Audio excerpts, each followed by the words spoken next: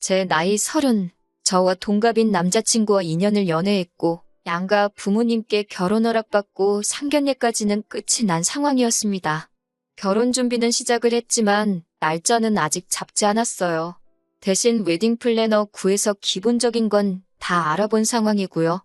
서로 경제적으로 여유가 있는 편은 아니지만 그래도 할 건 다 한다고 약혼식에 약혼 반지까지 받은 상황이었습니다. 나이도 같고 서로 사회생활 시작한 기간도 비슷해요. 심지어 둘이 버는 돈까지도 비슷하고요. 그 외에도 여러 공통점이 많았는데 그래도 성격적으로 맞고 연애하는 동안 좋은 모습만이 보여줬으니 결혼까지 결심하게 되었습니다. 2년이면 서로를 알아가기에는 충분한 시간이라고 생각했는데 정말 사람은 알다가도 모르겠네요. 저희 부모님은 서울에서 그리 멀지 않은 지방광역시에 거주하고 계십니다. 두 분 다 아직 50대 중반이시고 다 늙어서 자식들한테 손 벌리고 싶지 않으시다며 아직도 두 분 다 경제활동을 하고 계세요. 어머님은 사무실 나가시고 아버지는 택시 운전하고 계시고요. 남자친구 회사가 저희 부모님 살고 계신 지역에 지사가 있어서 그 지역으로 출장이 잦은 편이에요. 연애하는 동안 한 번도 몰랐던 사실을 얼마 전에 알게 되었습니다. 그동안 남자친구가 저희 부모님 살고 계신 지역으로 출장을 갈 때마다 저희 아버지한테 따로 연락해서 같이 식사도 하고 그랬다는 겁니다. 저한테 한 번도 티낸 적 없었고 아버지도 무뚝뚝하신 분이라서 어머니나 저한테 따로 말해준 적도 없어서 전혀 알 길이 없었어요. 솔직히 남자친구가 동갑이라 조금 철부지 같아 보인다는 생각을 받았는데 이런 의외의 사실에 적잖이 감동했어요. 그게 쉬운 일은 아니잖아요? 며느리가 시댁에 먼저 연락하고 안부 전화 드리고 하는 건 많지만 사위가 처가에 먼저 연락하고 시키지도 않았는데 장인어른만 따로 불러내 식사하고 그러는 경우는 드물잖아요. 저도 예비시모 불편해서 먼저 연락하거나 한 적 없는데 남자친구의 그런 의외의 속 깊은 면에 적잖이 감동하게 되었습니다. 아버지랑 친하신 택시 하시는 분이 놀러와서 저희 집 사위 잘 본 것 같다고 자랑처럼 늘어놓으시면서 이 사실을 저를 포함해서 어머니도 알게 되었어요. 비록 남자친구가 샀다는 그 식사가 동네에 있는 허름한 기사식당이긴 했지만 출장 가서 일 보는 것도 정신없고 힘들 텐데 일부러 시간도 내고 신경 쓰고 있다는 사실 하나만 가지고도 충분히 감동할 만한 일이었죠. 백반 먹은 게 끝내 아쉽기는 했지만 그 상황도 이해가 갔습니다. 저희도 결혼 앞두고 한 푼이라도 더 모아보겠다고 돈을 엄청 아끼고 있는 상황이었거든요. 하루는 저희 어머니한테서 연락이 왔어요. 예비사위가 당신들한테 이렇게 잘하려고 노력하고 있는데 저도 예비시댁에 뭐라도 하나 하는 게 경우가 맞지 않겠냐고요. 어머니 말씀이 100번 맞는 말이었지요. 남자친구 속 깊다, 대단하다 말은 하고 있지만 저는 그 사실을 알게 된 후에도 여전히 예비시모인 어머님이 어려웠고 먼저 연락드리는 건 엄두도 못 내고 있었거든요.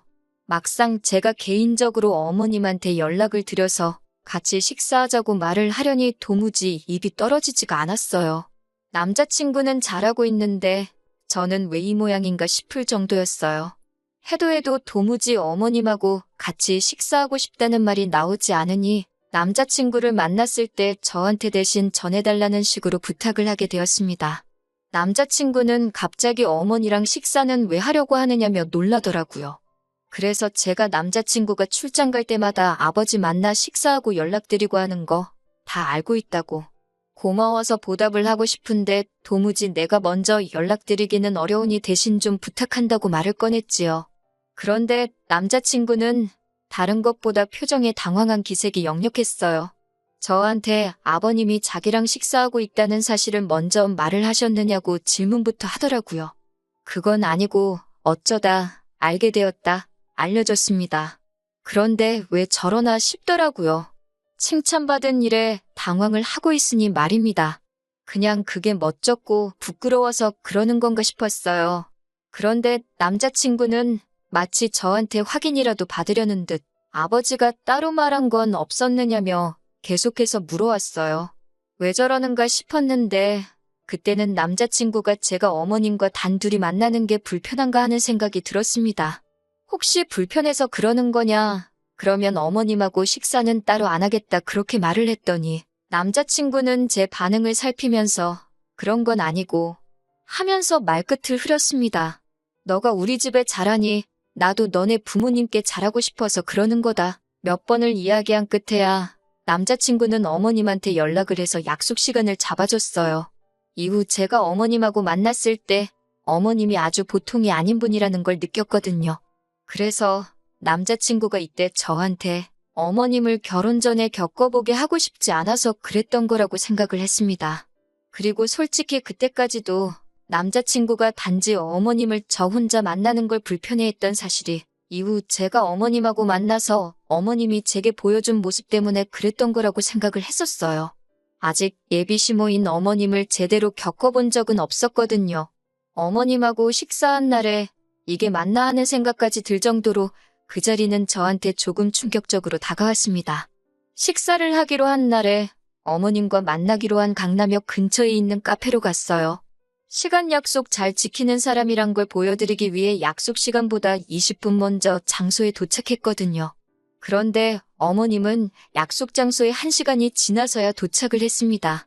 둘이서 만나는 걸로 알고 있었는데 저한테는 사전에 말도 없이 예비 신우들을 데리고 오셨습니다. 남자친구랑은 터울이 좀 있고 둘이서는 연년생으로 대학생이에요. 연애하면서 남자친구가 동생 이야기는 거의 하지 않았고 실제로 봤을 때도 낯을 가리는 건지 오빠가 어려운 건지 거리두고 있어서 그냥 안 친한가 보다 생각을 했었거든요. 그런데 말도 없이 예비 신우 둘을 끌고 오니 조금 당황스럽기도 했습니다. 지각한 건 생각도 나지 않았어요. 어머님도 혹시 며느리 되는 내가 불편해서 그랬겠지 하고 깊게 생각하지 않으려 했습니다.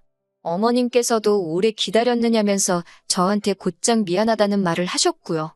늦은 이유가 예비 신우들이 저 만난다고 예쁘게 꾸미고 오느라고 화장 고치고 옷 갈아입고 하다 보니까 생각보다 시간이 더 걸렸다고 하시더군요. 신우들 철없는 게 어머님 잘못은 아니니 그냥 그러려니 하고 말았어요. 식사를 하기로 미리 정해져 있던 거였으니 저도 시간 맞춰 나온다고 점심 식사를 따로 하지 않고 나왔습니다. 원래는 어머님하고 어색한 것도 있고 좀 친해져 볼 요량으로 대화 좀 하다 가려고 카페에서 선약을 잡았던 거거든요. 그런데 시간이 너무나 늦어버렸으니 그냥 곧바로 식사하러 가시겠냐고 물어봤지요. 그런데 어머님은 예비 신우들과 집에서 식사를 대충 하고 나오셨다는 거예요. 같이 식사하기로 한 약속이었는데 벌써 밥을 드시고 오셨다니 무슨 생각으로 그러셨나 했는데 제가 밥을 산다고 해서 예비 신우들이 괜찮은 곳을 알고 있다며 뭐 먹을지를 정해서 예약을 해놓았다고 하더라고요. 지금은 가봐야 브레이크 타임이라 열지도 않았을 거고 2시간은 더 기다려야 하니 그냥 딴 데 가지 말고 여기서 있다가 시간 되면 일어나서 가자고 하더라고요. 일정을 마음대로 하실 거였으면 애초에 저한테 미리 말해줬으면 좋았겠다 싶은 생각도 들었어요. 보아하니 식사 시간까지 한참 남았으니 일부러 천천히 준비해서 약속된 시간보다 늦게 나온 게 아닐까 하는 생각도 들더라고요. 예약 시간 기다리면서 카페에서 보낸 2시간은 정말이지 최악이었습니다. 빈속으로 저녁 시간 될 때까지 버티는 것도 고역이었지만 그래도 카페다 보니 간단한 음료수나 요깃거리가 있어서 버티는데 어려운 점은 없었어요. 그런데 저는 마치 꺼다 놓은 보릿자루, 그 이상도 그 이하도 아니더라고요. 어머님은 예비 신우들하고 수다 떠느라고 저는 신경도 쓰지 않고 있었어요. 어린 예비 신우들이 그 자리에서 저를 챙겨줄 거라고는 기대도 안 했지만 조금 너무하다도 싶었습니다. 일부러 제가 모르는 이야기만 골라서 하는 건지는 모르겠는데 그렇다고 예비 시모 앞에서 핸드폰 꺼내서 딴짓하고 있기도 그렇고 예비 신우들 대화에 끼려고 하니 도통 무슨 주제로 대화를 하는지도 모르겠고 아는 거 하나 나와서 아는 척이라도 하면 예비 신우들은 아직도 낯을 가리는 건지 그 주제로는 더 이상 대화를 하지 않고 그대로 대화가 뚝 끊겨버리고 거기까지야 물과 기름처럼 섞일 수 없다는 신우와 며느리의 숙명이라 생각하고 그냥 넘어갈 수 있었지요. 어머님도 며느리랑 둘이 있으면 부담스럽고 불편할 테니 딸들 데리고 나왔겠거니 싶었고요. 아무튼 그런 고행의 시간도 지나게 되어 드디어 식사를 위해 예비 신우들이 예약해뒀다는 장소로 자리를 옮기게 되었습니다. 그런데 식사 장소라고 도착한 곳이 강남에 있는 고급 오마카세 일식집이었어요. 가격을 보니 웃음도 안 나오더군요. 1인당 24만 원이라는 말도 안 되는 가격이었습니다. 이런 좋은 곳 와서 술이 빠지면 쓰냐고 술 한 병까지 추가하는 바람에 계산할 때 보니 110만 원이라는 거금을 내게 되었어요. 돈값을 하기는 했어요. 정말 잘 나오긴 하더라고요. 남자친구한테 청혼받으면서도 이렇게 비싼 밥을 먹어본 적은 없습니다. 어차피 제가 사기로 했던 거 눈물을 머금고 계산을 하기는 했지만 그래도 제 한 달 생활비보다 큰 돈을 음식점에서 계산을 하게 될 거라고는 상상도 하지 못했어요. 예비 신우 2명은 음식 나올 때마다 소리를 빽빽 지르면서 음식을 입으로 넣지는 않고 핸드폰 사진 안에 담는다고 이 각도에서 사진 찍고 저 각도에서 사진 찍고 난리도 아니더라고요. 비싼 가격답게 한 타임에 가게 안으로 10명 이상 들어올 수 없는 곳이긴 했는데 그래도 다른 손님들도 있는데 자기들끼리 신나서 다른 사람들이 눈치 주는 게 제가 다 느껴질 정도였네요. 좋은 마음으로 만든 자리였고 남자친구가 아버지한테 했던 걸 보답하기 위해 마련한 자리였지만 당장 남자친구는 아버지 식사 대접한다고 기사식당 데려갔던 것 치고는 조금 과했던 게 아닌가 생각이 들었습니다. 만약에 어머님만 나오셨었더라면 이 돈을 내는 게 그렇게 아깝다거나 이 상황이 뭔가 싶거나 하지는 않았을 거예요. 집에 돌아와서 저희 어머니한테 그날 있었던 일을 말했더니 어머니도 놀라서 말을 잇지 못하시더라고요. 어떻게 그냥 마음속에 참을인자 새기면서 넘어가 볼까 했는데 혹시나 아무 말도 안 했다간 이게 처음이 아니게 될 수도 있겠구나 하는 생각이 들었습니다. 그래서 남자친구한테 전화를 했어요. 혹시 어머님이 동생들도 같이 데리고 나간다는 말을 했느냐? 내가 100만 원 넘게 쓰게 되는 거 이미 알고 있었느냐고 물었죠. 남자친구는 알고 있었다고 하더라고요. 자기가 제 가족에게 잘하는 것만큼 저도 자기 가족한테 잘하고 싶다고 하지 않았느냐면서 먼저 말 꺼내놓고 이제 와서 싫은 소리 하는 게 맞냐고 되려 저한테 되물었어요. 좋은 마음으로 시작한 일인데 이게 오히려 싸움의 원인을 제공할 줄은 몰랐습니다. 하지만 그래도 짚고 넘어가야 할 건 짚고 넘어가는 게 맞다는 생각이 들었어요. 다른 건 몰라도 너네 동생들이 남의 돈 쓰는 거 너무 쉽게 생각하는 거 아니냐고. 따지고 보면 어차피 결혼해서 한 가족이 될 테니 자기 오빠 돈이나 마찬가지인데 그깟 사진 몇 장 찍어서 주변에 자랑하려고 우리 형편에 한 끼에 100만 원씩 하는 밥 먹으러 가는 게 옳은 행동이냐고요. 남자친구는 아무 대답도 못하다가 기어이 만능 치트키를 쓰더군요. 너 지금 우리 엄마한테 돈 쓴 게 아까워서 그러는 거냐고요. 제가 돈 몇 푼에 치사하게 구는 사람으로 만드는 거였어요. 좋은 마음으로 한 거면 그냥 좋게 끝내면 되지. 돈까지 다 내고 나서 그러는 건 또 뭐냐고 저를 쪼잔한 사람으로 만들더라고요. 당장 자기도 출장 가서 식비 나오는 거 편의점 도시락으로 때우고 돈을 남겨올 수도 있고 아니면 먹고 싶은 거 사 먹을 수도 있는데 자기는 그거 저희 아버지한테 쓴 게 하나도 아깝지 않았다고 하는 겁니다. 당연하겠지요. 백반 한 끼 둘이서 먹는다고 해봐야 저희 부모님 사는 지역에서 아무리 비싸도 10,000원이면 해결하거든요. 나도 니네 가족들한테 밥 사준다고 하고 꼴랑 10,000원 쓰고 나오면 이딴 소리 안 나왔다는 말이 턱끝까지 차올랐는데 남자친구 말 맞다나 좋은 마음으로 시작한 건데 그걸 가지고 돈이 아깝네 하면서 싸우면 괜히 사이만 더 나빠지는 게 아닌가 싶어서 그냥 참았습니다. 하지만 속으로 더는 먼저 제가 뭐 해주겠다, 사주겠다는 말은 하지 말아야지 하는 결심을 했어요. 남자친구 가족들이 정도가 없는 사람들인 걸 뼈저리게 깨달았거든요. 그런데 차라리 이때 대판 싸우고 갈라졌으면 더 좋았겠다 싶을 정도로 큰 사건이 터지게 되었습니다. 아예 모르고 살았으면 싶을 정도로 엄청 더러운 사실이 숨어 있었어요. 그 일이 있는 뒤로 얼마 후에 남자친구가 또 출장이 잡히게 되었습니다. 솔직히 저는 아직 그날의 앙금이 다 가시지를 않아서 남자친구한테 이번에도 아버지랑 같이 식사할 거면 좀 괜찮은 걸로 대접해드리라고 부탁을 했지요. 그리고 남자친구가 출장을 떠난 날 궁금하기도 해서 아버지한테 전화를 한 통 드렸어요. 그런데 아버지가 기분이 엄청 좋아 보이시더라고요. 예비사위가 매운탕 사줬다면서 밥 잘 먹었다고 저한테 자랑을 하시더군요. 기분 좋아서 술도 한잔 하셨다고요. 평소에는 무뚝뚝하신데 낮술하시고 기분이 좋아서 신이나 계시는데 좋은 거 사드리라는 게 고작 매운탕이라니 섭섭하기도 했지만 아버지가 저렇게 좋아하시니 그냥 좋게 생각하기로 했습니다. 아버지는 덕분에 예비사위랑 낮술도 하고 좋으시다며 신이 나셨고 그 와중에 사위 고생한다며 매운탕 얻어드시고는 용돈하라고 20만 원을 줬다고 하시는 거예요. 20만 원이면 아버지가 하루 종일 일하셔도 못 버는 돈인데 그래도 예비사위가 나이 젊은 것 치고 속이 참 깊은 사람이라며 딸 덕분에 아주 훌륭한 사위 본다고 동네방네 자랑해야겠다 좋아하시더라고요. 왠지 그 말을 듣는데 마음이 다 아팠어요. 그런데 그날 새벽에 낮에 그 통화가 거짓말처럼 느껴질 정도로 모든 게 다 뒤집어져 버렸습니다. 아버지가 분노 가득한 목소리로 전화가 왔어요. 결혼이고 회사고 다 필요 없으니까 당장 집으로 내려오라 호통을 치고 전화를 끊으시더군요. 보통은 저렇게까지 화를 내시는 일이 거의 없어요.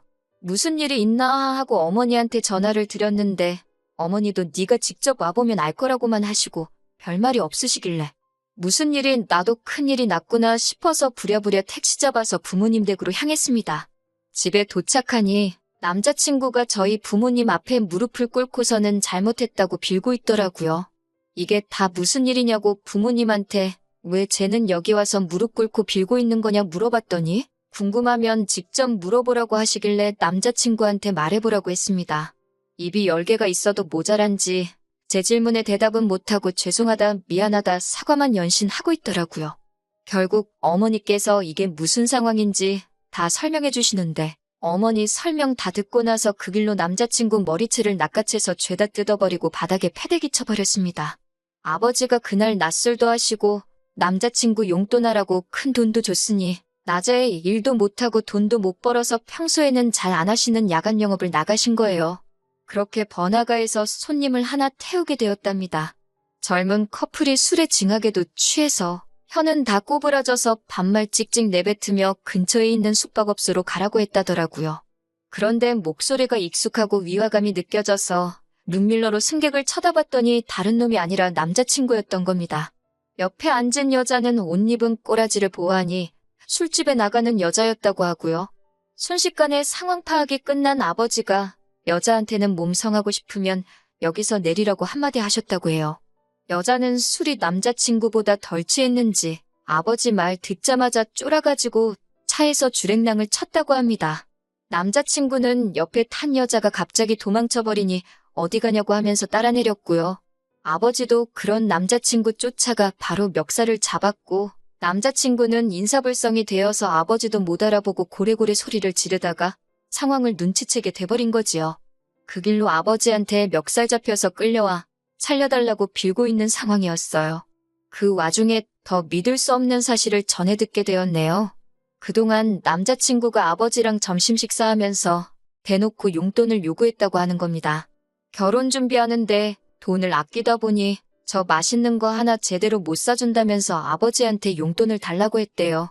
아버지는 그동안 예비사위한테 5천 원도 안 하는 백반 한 끼 얻어먹고 적게는 5만 원에서 많게는 10만 원씩 저랑 엄마 몰래 예비사위한테 뜯기고 있었던 거예요. 남자친구는 아버지한테 받은 그 돈을 가지고 출장 끝나고 같이 출장 나온 직장 동료랑 해서 술집 가서 여자 부르고 유흥하는데 홀랑 탕진해버리고 그랬던 거고요. 모르긴 몰라도 그러는 와중에 지 돈도 홀랑 써버렸겠지요. 아버지는 그 와중에도 남자친구가 아버지한테 용돈 받은 거 체면 운운하면서 비밀로 좀 해달라고 했던 남자친구 부탁에 비밀 지켜주시며 끝까지 아무 말도 안 하고 계셨던 거였고 이렇게 뒤통수를 세게 맞았던 것이었죠. 생각해보니 남자친구도 자기가 출장 가서 예비장인이라고 같이 식사도 하고 평소 성격이면 그걸 가지고 저한테 생색을 내도 12번은 더 냈을 텐데 아무 말 없이 있었던 게 저렇게 찔리는 구석이 있었기 때문이었던 겁니다. 그러니까 처음에 제가 고맙다고 아버지한테 먼저 연락도 하고 같이 식사도 하는 것 참 속 깊은 사람이다 했을 때도 저한테 뭐라도 알아내려는 듯 꼬치꼬치 캐물은 게 제가 어디까지 알고 있나. 아버지한테 용돈 뜯어내고 있는 것도 알고 있나 떠보려고 그랬던 거라는 생각이 들더라고요.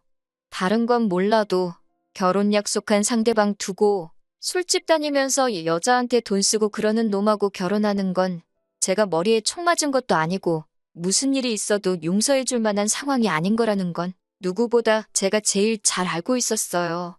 심지어 그 유흥비 또한 예비장인어른 얼마 벌지도 못하는 푼돈 뜯어서 다닌 거였으니 말 다 했지요. 그런데 무엇보다 지 가족만 소중한 이기적인지 엄마랑 개념도 없고 염치도 밥 말아먹은 저 자식 동생들에게 100만 원이나 써버린 저한테 내 가족한테 돈 쓰는 게 아깝냐고 따져묻던 개꼬라지가 생각이 나서 참을 수가 없더라고요. 여태껏 아버지한테 받아간 돈부터 포함해서 네 여동생들인 나한테 빌부터 뜯어먹은 돈까지 다 뱉어내라고 했습니다. 결혼은 당연히 물 건너갔다고 말했고요. 그나마 네 엄마가 먹은 건 우리 아버지 여태 백반값 계산해준 게 기특해서 그걸로 봐주겠다고 했죠. 뭐 그 돈이라고 해서 다 합쳐봐야 200만 원도 안 되는 푼돈이겠지만 머리채 몇 번 쥐어뜯은 걸로 끝내기에는 평생 두고두고 후회할 것 같은 생각이 들어서 어떻게든 돈이라도 받아내려고 했던 거예요. 그런데 남자친구는 이미 자포자기를 한 건지 어차피 결혼은 물 건너갔구나 그렇게 생각을 한 건지 헤어지면 헤어지는 거지 뭘 돈까지 내놓으라고 그러냐고 배째라고 그러더군요. 차라리 자기를 기분 풀릴 때까지 때리라는 겁니다. 몇 대 때리는 걸로 기분이 나아지겠나요? 아버지가 어디 한번 맞아보라고 어디서 골프채를 들고 나오셨는데 그런 걸로 사람 때렸다간 죽겠다 싶어서 어머니랑 아버지 말린다고 아주 혼났습니다. 그렇게 파혼을 하게 되었네요. 남자가 사회생활 하다 보면 그런 일 할 수도 있다고 무마해주기엔 사건이 사건이다 보니 뭐 더 생각할 것도 없다 싶어서 파혼을 했지요. 더 연락도 하기 싫어서 돈 받아내는 것도 생각도 안 하고 있었습니다. 그런데 저희 아버지 앞으로 고소장이 날라왔더군요. 남자친구였어요. 저희 아버지를 폭행으로 고소한다고. 한번 진흙탕 싸움으로 가자고 끝까지 구질구질하게 나오더라고요. 잘못은 남자친구가 하긴 했지만 저도 머리채 쥐어뜯어 놓은 것도 있고 아버지가 화를 못 참아서 몸싸움이 있던 것도 사실이니까요. 그렇다고 당하고만은 있을 수가 없어서 변호사 선임하려고 찾아갔는데 변호사님이 정황을 듣더니 결혼을 전제로 약혼식까지 다 올린 상황에 남자친구가 저희 가족들을 기망한 거나 마찬가지니 그걸 가지고 고소를 할 수 있다는 소식을 전해주더군요. 그러던 와중에 남자친구가 기분 풀릴 때까지 때리라고 했던 그 발언이 저희 어머니께서 저 도착하고부터 혹시나 남자친구가 정신이 횟가닥 나가서 뭔 짓을 할지 모르니 어머니께서 그 상황을 핸드폰으로 다 녹음을 하고 있었다고 해요. 고소장을 뒤집어 버릴 수 있는 결정적인 증거까지 있는 상황이었으니 결국에는 남자친구가 아버지께 받아간 돈부터 예비 신우들 허세 부린다고 비싼 밥 먹은 그 돈까지 받아낼 생각도 없었는데 그걸 포함해서 위자료까지 뜯어내게 되었네요. 아버지 상해죄로 고소한 것 또한 허위사실을 증명해서 무죄가 되었고 남자친구 괘씸죄로다가 무고죄로 역고소를 할까도 생각해봤는데 변호사님이 하는 말이 긴 싸움이 될 수도 있고 원하는 결과가 나오지 않을 수도 있다고 하시기에 합의금으로 돈 더 뜯어내고 사건은 그냥 넘어갔습니다. 그 과정에서 남자친구는 그나마 다니던 직장에서 잘리게 되었으니 이 정도면 충분했다는 생각도 들었어요. 정말 사람이라는 건 겪어보기 전까지는 어떤 사람인지 알 방법이 없네요. 하지만 결혼을 준비하는 과정에서 이 사람의 본질을 알게 된 게 천만다행이라고 생각합니다.